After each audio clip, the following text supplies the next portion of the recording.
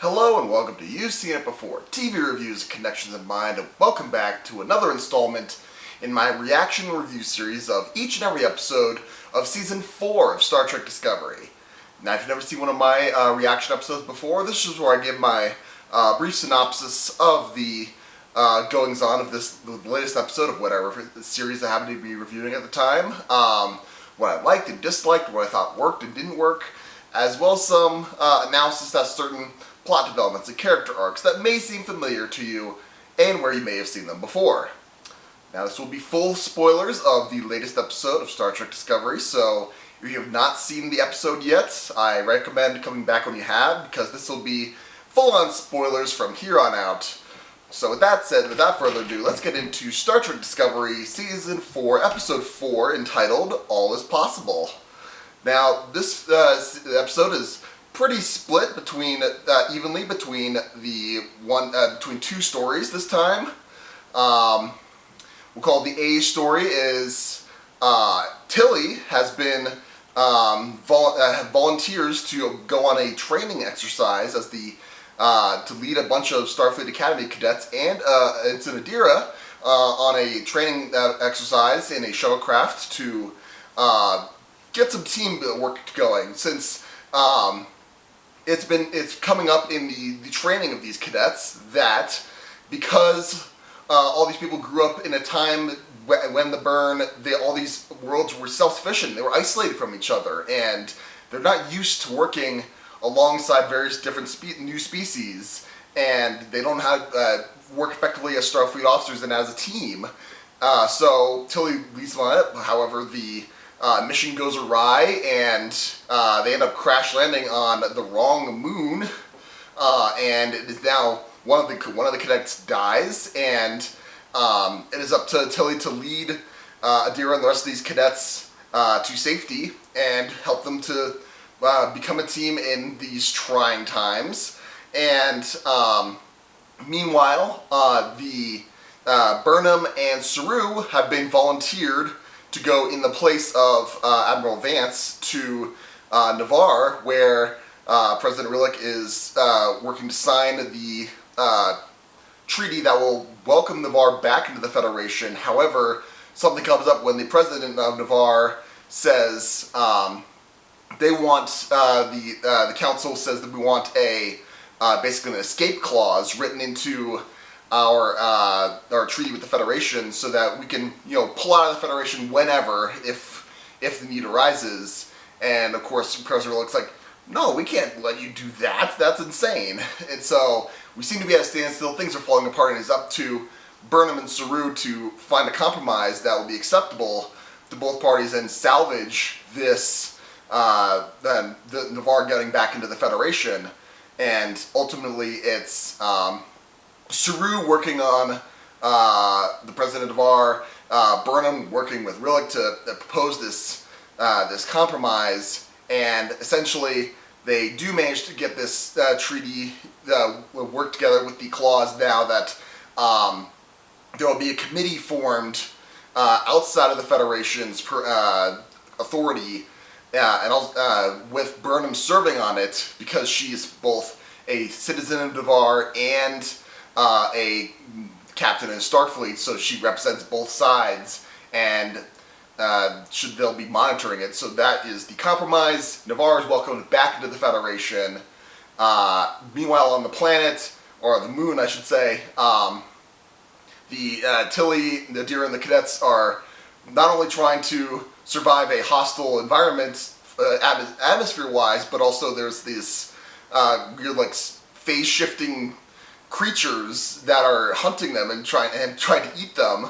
And at a certain point, these cadets open up to each other. They start to bond together, and they manage to survive long enough where rescue comes, and they're able to beam off this moon. And Tilly, who has before been expressing her unease, and she's like, I feel like I need a change of pace. I don't know what's going on.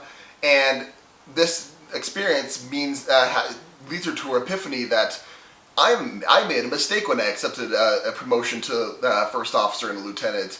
I don't belong here. Well, I was doing this for all the wrong reasons. So now she has effectively resigned as XO of Discovery, and she's going to be a teacher at Starfleet Academy, which is cool. But now that probably means we're going to see less of her as the season goes on. We might see her well enough, but yeah, she's definitely going to be less as things go on. So yeah, that's and also the other thing, I guess it's sort of a C story.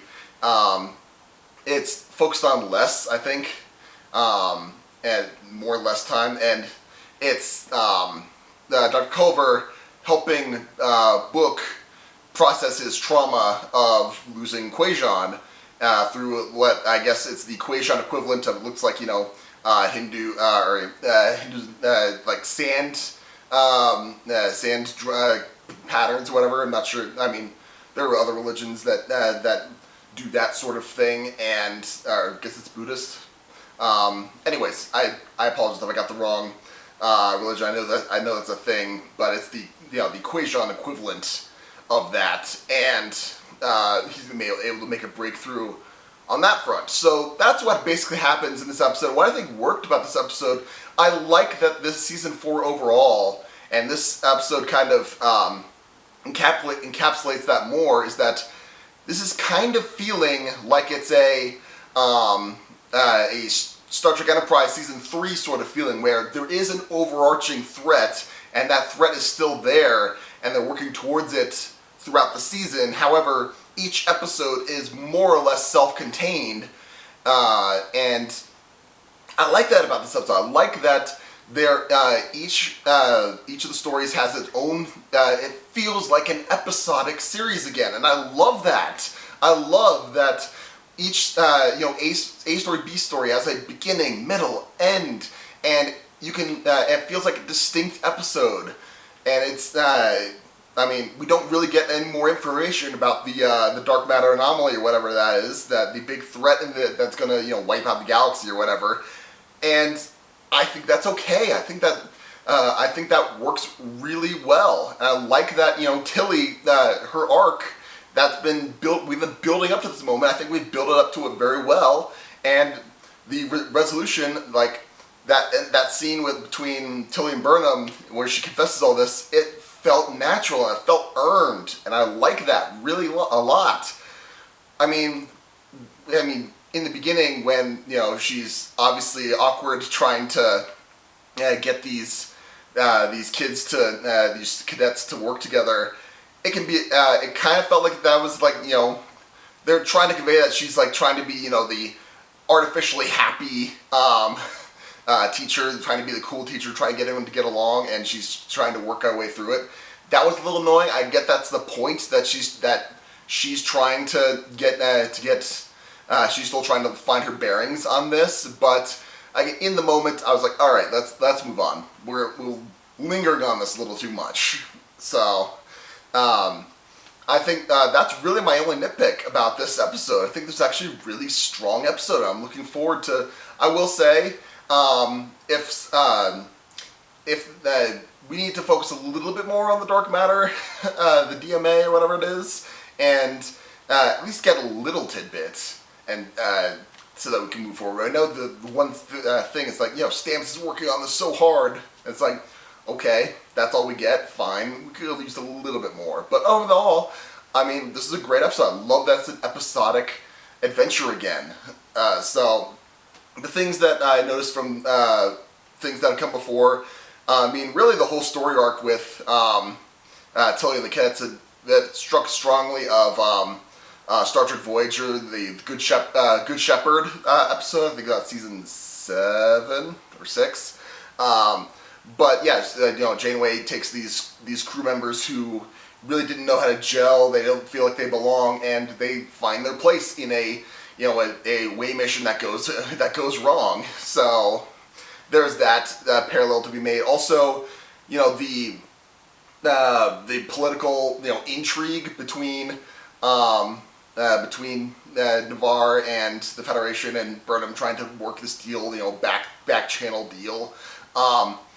I know there are a whole lot of political thrillers or whatever and shows that have done that. It made me think of The West Wing a little bit, where the whole point of the show is that you're showing the behind the scenes, the nitty gritty of how politics actually works and how things get done.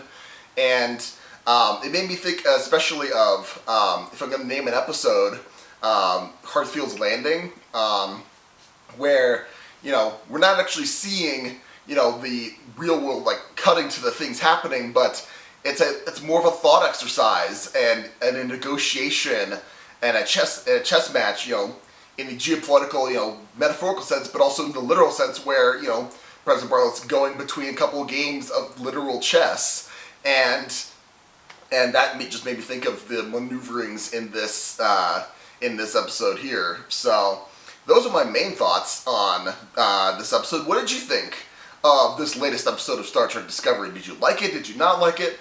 What about my analysis? Do you agree, disagree? Did I miss anything? Let me know in the comments down below. Thank you so much for watching. I appreciate whatever audience I can get. Be sure to look for my reaction to next week's episode of Star Trek Discovery, as well as my next movie review, which will be for West Side Story, the remake, coming out this week. And if you liked this video or any other video on my channel, please give me a like, share, and especially subscribe. I'd very much appreciate it. Again, thank you so much for watching. You guys are the best. But just remember, there is nothing new under the sun. And yes, you have seen it before.